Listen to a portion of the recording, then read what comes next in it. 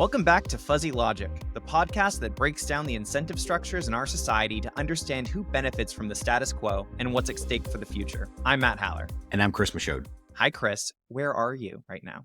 Greetings from Las Vegas. I feel so lucky because I going to a Kylie Minogue concert. Camped out here for a few days, but funny story related to our first podcast. Seems so long ago now, but I went out to dinner last night and the restaurant we went to had a 20% service charge. To Shay's point around, hey, having service charge and what was the experience like? The staff there couldn't have been happier to be working there. I mean, it was like a party. I mean, now granted, literally like dancing on tables and stuff. It was interesting to see that come together. So Vegas bringing together all of our thoughts around fuzzy logic. But how about you? What's new? I'm sitting in our house in the desert. We just replaced the roof of our casita, which leaked. And again, talking about our last episodes, speaking as a millennial homeowner, sometimes I don't want to own a home. Like going back and forth and saying, look, I get it from a financial perspective, it's great. But to Kelly's point, which she was talking about last week, that you got to get in and do renovations if you want to make a house work. It is crazy. You get the hang of it eventually, but when it's all done, it'll be nice. So just keep focusing on that part of it. But it's giving you also an education, which is a nice segue into kind of this week's show. This week, we'll be diving into incentives around education, specifically looking at the college experience. College has been sold for us for decades as a way to get to the middle class, but now with the cost of college and the incurred debt with it rising, does college degree really pay off? And are colleges effectively preparing people for the workforce to see what actually exists in that value? We'll look for answers to those questions throughout today's episode. Traditionally, a college degree has been hailed as the golden ticket to the middle class, promising upward mobility and financial stability. But is this narrative still holding true, or are we witnessing a shift in the ROI of higher education? On the surface, the sociological incentive to pursue higher education remains strong. Individuals are often encouraged by societal norms, familial expectations, and the allure of better job prospects to invest in a college degree. However, let's critically examine whether this investment pays off for everyone. According to the data from the U.S. Bureau of Labor Statistics, individuals with a bachelor's degree earn significantly more on average than those with only a high school diploma. However, this doesn't paint the whole picture. Rising tuition costs, coupled with student loan debt reaching unprecedented levels, cast a shadow over the purported benefits of a college education, both of which can exacerbate existing inequalities and disproportionately impact marginalized communities. Moreover, the economic landscape is evolving. The emergence of alternative pathways to success, such as vocational training, coding boot camps, and entrepreneurship, challenges the traditional notion that a four-year degree is the sole gateway to a prosperous career. With the rapid advancement of technology, employers are increasingly valuing skills and competencies over formal credentials. Chris, how have we seen this play out, and where's the incentive structures today that you've seen from both the employer side, the college side, and the individual side? Yeah, I know some larger organizations these days are really taking a hard look at this. So it used to be literally the big companies we all know of, almost at one point to sweep the floor of the place, you need to have a college degree, which I think was a bit unrealistic. However, unwinding all that, I think is going to take some time and looking at it and saying, okay, where does a college degree make sense and where it doesn't? You mentioned ROI, and I think about when I went back and got my degree. So I got undergrad in finance eons ago, but even back then, I would say the payback, figure what I spent versus what I earned, was like maybe 1.5x or something like that, maybe a little less. That was reasonable. Now, I think even if you had a high business or high paying job, the cost has gone up so much. The inflationary factor of education has outstripped healthcare. It's outstripped everything. So I think to your point, that this notion we all had to go earn money or had to go to college to earn money, I think created maybe potentially a false sense of demand in that market. Chris, I completely agree with what you're saying, but I think it's important that we have this conversation from a perspective of multiple different majors, right? Because some majors might do better than others, where your finance degree, your computer science, engineering degrees might be fine. But then there's other degrees where we tell people, yeah, go study what you want, go be happy. And then we saddle 18-year-olds with $250,000 in debt for a degree that may or may not pay off for the job and career they want to have. And that, I think, is fundamentally what is broken in the incentive game on a college campus. Yeah, if you think about where, again, you want to spend your scholarship dollars and where you want to allocate, I don't think either one of us would say that having an anthropology degree or a philosophy degree or an English degree is not valuable. For the record, that's not what I'm saying. But what I am saying is that I think universities need to have some onus in terms of saying, okay, if that is what you're interested in and that's what you're passionate about, the realities are that the income in proportion to what you would spend to go to a top tier university, as an example, that may not set you up for success. versus saying, I'm passionate about those topics, but there are alternatives. I think this kind of leads in sort of like community college / trade schools, which have gotten the shaft for the last 30 years. I think there's an opportunity there to leverage that. And it's a better way to fund and also a better way to get students passionate about things they are without being in a lifetime of debt. And obviously, like the colleges would tell you, the point of a degree isn't just to be a profitable career and make a lot of money, right? There's a reason why we have other programs to help pay people back for college's degrees. But I think right now it's so over leveraged. The balance is so out of whack where it's so much money that you go and I'll pick on social work as an example, but you go and get your master's in social work, you have all of this debt. The jobs do not pay. And now we have to ask the taxpayer in order to fund that kind of gap in payment. I believe that we need more social workers in this country. I believe that we should be incentivizing people to pursue that kind of work. But the amount of money that's required for us to be able to make that investment work is actually working for the country or the employee. There's two sides to the equation. There's to your point, what we need as a society and how do we fund that from a governmental perspective, whether that's state, local, or federal. The other part of that, though, is that colleges have stripped out inflation above inflation by an order of magnitude in terms of the cost to go there. Now, I think some onus needs to go on them to say, okay, wait a minute. Just as we would say, you can't just spend an infinite amount of money as a student to borrow it to go get a degree. I think we should turn to universities as well and say, where are you spending your dollars on? And especially if you have a healthy endowment, how are you managing these types of degrees if you think they are important to society as a whole and you're a not-for-profit university? I would argue that the colleges have to pick up some of this slack as well. Yeah, I think fundamentally, when you have a system that essentially writes a blank check to universities to say,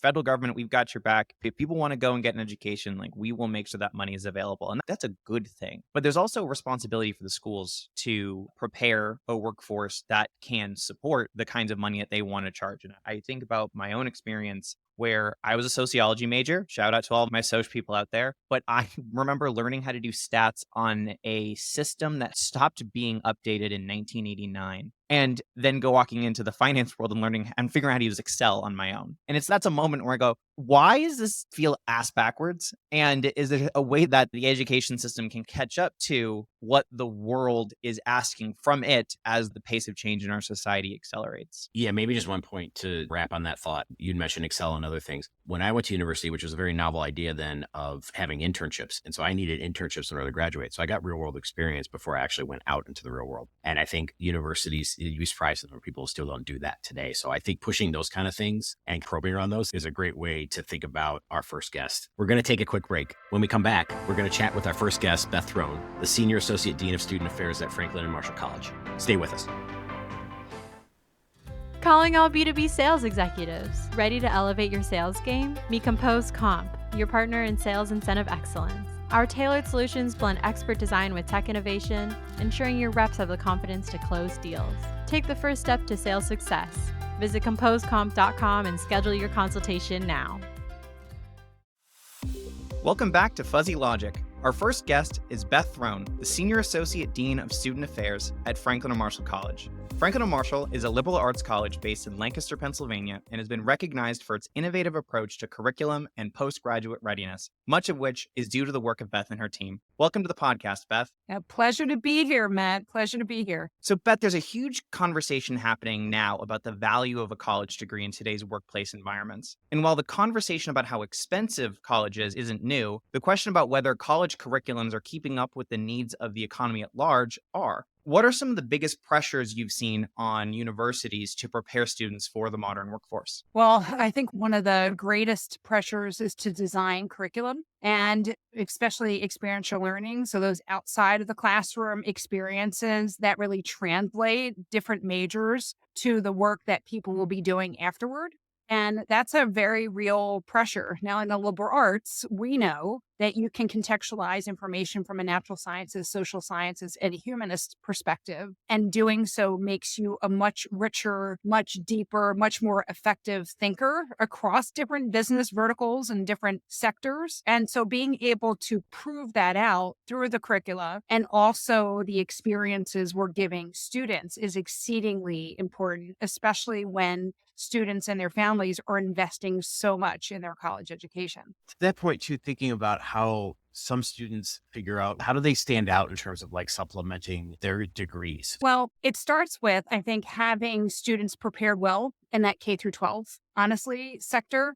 And when I mean prepared well, understanding how do you translate 4 or 5 core subjects into 30, 40 plus majors, minors, and programs. So let's start, right? You start there. And then, who someone is, the most valuable, marketable person is not just a major. It's someone who demonstrates their interest in a subject matter, even beyond their major. So whether, say, for example, someone's interested in communications, that is not a major that Franklin Marshall offers, yet we launch into that. And Chris, towards your question, it means over the summers during the academic year, pursuing those summer experiences that are in marketing or media or public relations or working for a student magazine or a student newspaper, serving as a media or communications chair for a club organization or a fraternity or sorority, right? That larger portfolio of how someone demonstrates their skill set outside of their major. So that co-curricular is, in my mind, almost as important in marketing oneself after for those well-paying selective opportunities as just a major itself. I think that taking the approach that there's this interdisciplinary kind of multi-dimensional aspect to the educational journey is something that certainly makes for a more resilient, more adaptive employee in the future. We talk on this podcast a lot as the rapidly changing needs of the modern workforce. What's the biggest opportunity that you think colleges are facing today in that regard?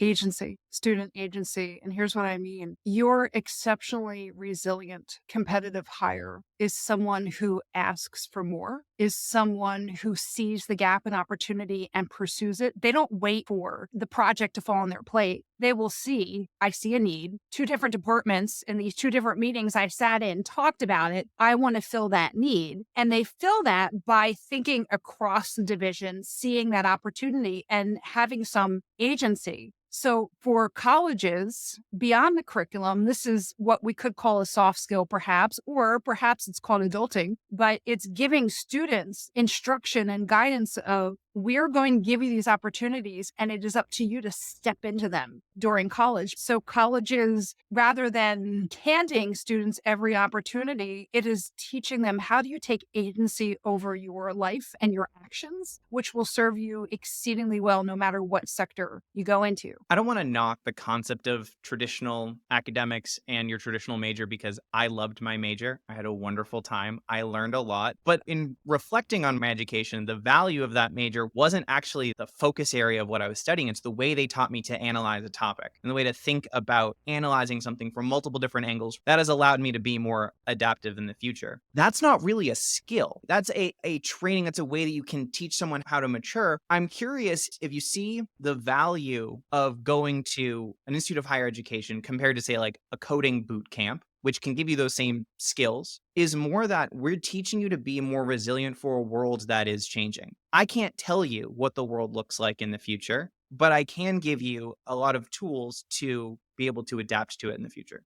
Well, Matt, you hit it on the head where you started. A great college education doesn't teach you what to think. It teaches you how to think, because the problems that students, today's graduates, will face are ones we can only contemplate right now. One of the values of higher education is you think very, very deeply on a subject. And it's not that I'm learning, say, psychology, which was my major here at F&M actually years ago. It's not that I'm just learning about positive and negative reinforcement and certain theories or principles. What I'm doing is learning about how do I think about human behavior? How do I incent it, right? It's appropriate for this, I suppose. How do I use what I've learned, and in my case, to conduct depositions in law or in the trajectory in staffing, to understand how to match talent with opportunities and culture and the social psychology and the organizational pieces. That is a nuance that requires deep thought in knowing how to approach something and having a toolbox of deconstructing and reconstructing information, and not here, watch this certain video or boot camp just to master this particular slice of information. It's much broader. Just based on your interactions too, thinking about with employers, do you think the 4-year degree is going to remain the base requirement for most careers in the future? Or do you see some of that, depending on the nature of the program, changing? It depends, right? So, for certain technical trades, knowing the technical trade is enough. However, starting the business, doing the marketing, understanding how to read a P&L, understanding how to fundraise, or to have stakeholder relationships, it requires a social and an intellectual sophistication that certain levels of schooling cannot give you. I want to ask just one provocative question. Do you think everyone should go to college or everyone should have the opportunity to go to college? And if yes, why? And if no, what are some of the parameters you think say, yes, this is a really good jumping off point to go and get that higher education? That's a great question. So interestingly, the school district where my kids, I've mother 4, 7 to 19. So first year in college to a first grader right now. I've had a lot of discussions when I volunteer, and I do, for the college and admission counseling folks about the preparation and the discussions with seniors. And I'll be honest, at first I was like, everyone should know about college and their rights and their paths. And then I started doing a lot of volunteering. And I took off my lens of living in the world that I do, and the world as a first-gen college student, which I was, the world that I came from, and the pressure on me in my family to earn and be more. And I think I've come to quickly realize that a 4-year college is not the path for everyone. A 2-year associate degree, maybe for some, starting in a community college and transferring, maybe for some. So it's a path for each person to customize financially and per what goals, because at the end of the day, I truly believe, and this may be heresy in the environment I'm in, that a college degree is to launch you successfully into a future. And that depends on what you define as success. So if it's a job making a certain amount, right, that provides for your family, if it's to advance to get a terminal degree and be able to do something more, then yeah, you're going to need that. So is it for everyone? No. Should it be accessible? Heck yes. And as the parent of 4, I struggle with that because it is an expensive proposition no matter what form a 4-year degree takes. So I think that's a whole other dialogue, but it is right now exceedingly costly and important that we prepare our students to choose and make great choices right there. Thank you so much for joining us, Beth. We're going to take a quick break, and then we're going to talk to Hannah Wolf, a seasoned career expert who will be joining us. Stay with us.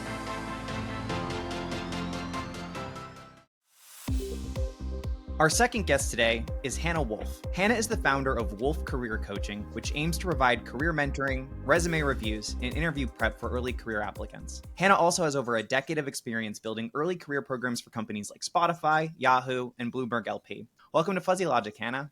Hey guys, thank you for having me. Excited to be here. So before we talk about the trends that you're seeing in career preparedness from college students and folks who are starting their careers, I'm curious to know your story. How well did you feel prepared for that step of life after college? And in what ways did you feel unprepared?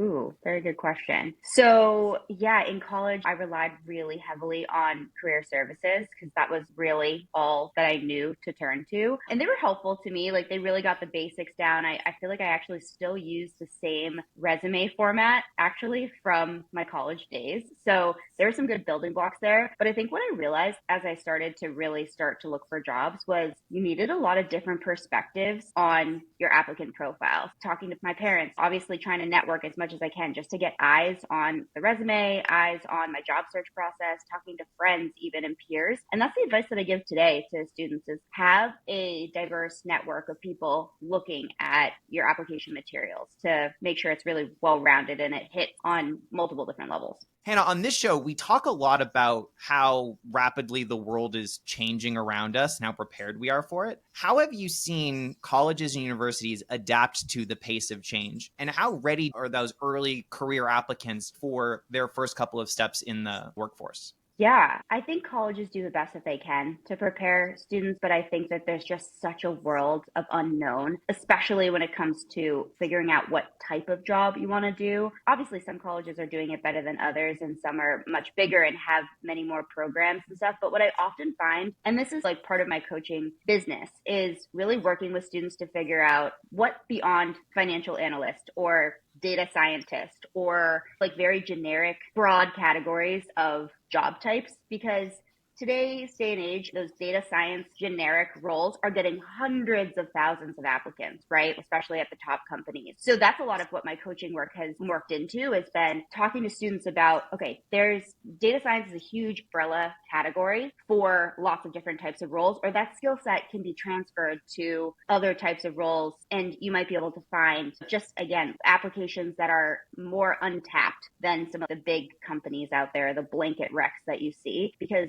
you are really sending your application into the void, if you will. Do you think that's about the fact that the pace of change, like data science wasn't a job 15 years ago? Maybe it was, but broadly, it certainly wasn't to the level that it is today. Do you see that there's almost just like a disconnect between the worlds that higher education lives in versus the world of our companies, employers? Yeah, I definitely think the trickle down is slow to colleges and universities. For instance, when I was at Spotify, we had a huge need for hiring mobile engineers, right? Like in 2017, 2018 timeframe. And we could not find qualified students with mobile engineering backgrounds, right? And then all of a sudden, 2 or so years later, we see all of these boot camps and accelerator programs and even some computer science majors and stuff like that that were working app development and mobile engineering into their curriculum. And it was a little too late, right? Because we had already then no longer needed mobile engineers and we were really focused on data engineers. And then we were struggling to find data engineers right out of school. So yeah, I definitely think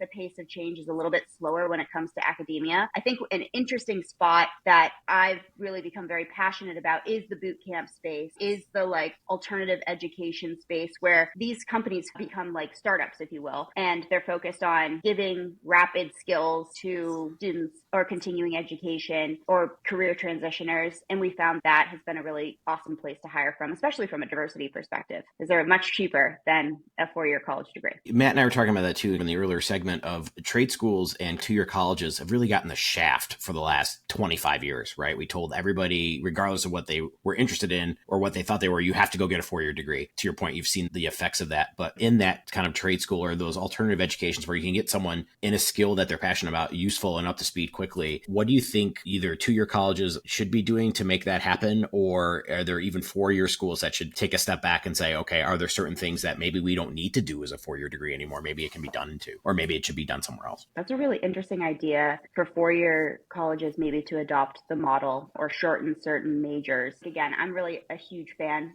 of these accelerated programs. The one thing that I will say that's missing is, and I do think that you more or less pay for this with college, is the immersion and living on your own and being on a campus, and that sort of going away, trying to figure it out is definitely really important. And with these shorter term programs, you're not getting as much of that. At 2-year schools, you might, but definitely at the boot camps and stuff like that, you're not getting as much of that. So I do find that might be what's missing.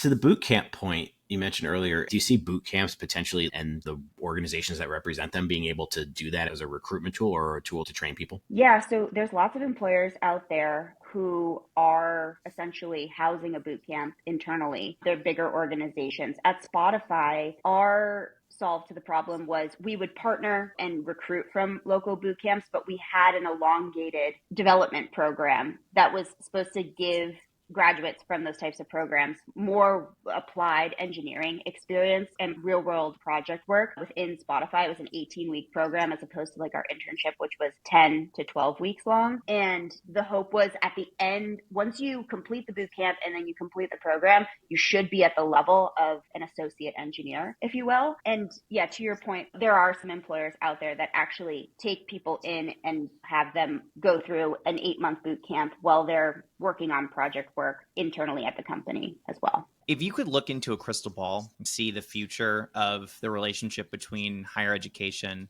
and employers, what do you think that relationship looks like?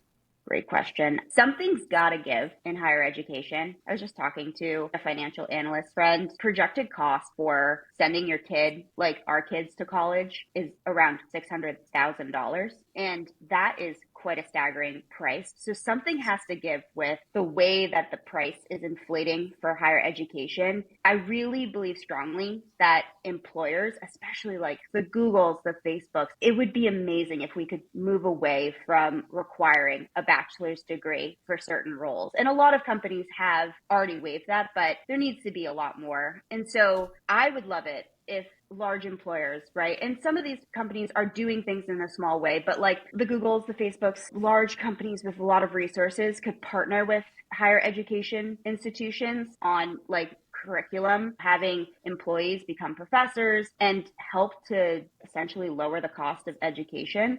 That would be something that I hope to see in the future. Thank you so much for stopping by, Hannah. We're going to take a quick break, then come back and talk about our predictions for the future.